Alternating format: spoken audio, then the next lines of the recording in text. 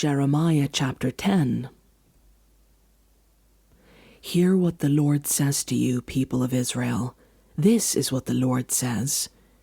Do not learn the ways of the nations, or be terrified by signs in the heavens, though the nations are terrified by them.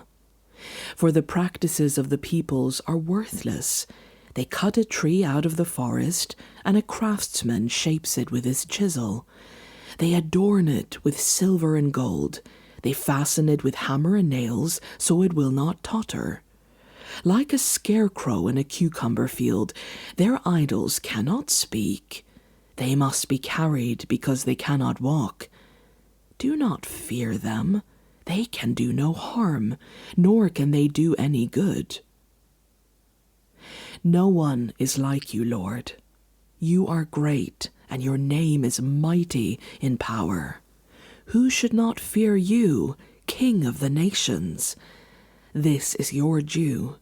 Among all the wise leaders of the nations, and in all their kingdoms, there is no one like you. They are all senseless and foolish. They are taught by worthless wooden idols. Hammered silver is brought from Tarshish, and gold from Uphaz. What the craftsman and goldsmith have made is then dressed in blue and purple, all made by skilled workers. But the Lord is the true God. He is the living God, the eternal King. When he is angry, the earth trembles. The nations cannot endure his wrath. Tell them this: these gods, who did not make the heavens and the earth, will perish from the earth and from under the heavens. But God made the earth by his power. He founded the world by his wisdom, and stretched out the heavens by his understanding. When he thunders, the waters in the heavens roar. He made clouds rise from the ends of the earth. He sends lightning with the rain, and brings out the wind from his storehouses. Everyone is senseless and without knowledge. Every goldsmith is shamed by his idols. The images he makes are a fraud.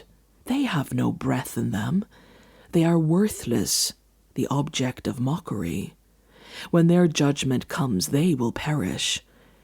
He who is the portion of Jacob is not like these, for he is the maker of all things, including Israel, the people of his inheritance. The Lord Almighty is his name. Gather up your belongings to leave the land, you who live under siege. For this is what the Lord says: at this time I will hurl out those who live in this land. I will bring distress on them so that they may be captured. Woe to me because of my injury. My wound is incurable. Yet I said to myself, this is my sickness, and I must endure it. My tent is destroyed. All my ropes are snapped. My children are gone from me and are no more. No one is left now to pitch my tent or to set up my shelter. The shepherds are senseless and do not inquire of the Lord. So they do not prosper, and all their flock is scattered. Listen, the report is coming, a great commotion from the land of the north. It will make the towns of Judah desolate, a haunt of jackals.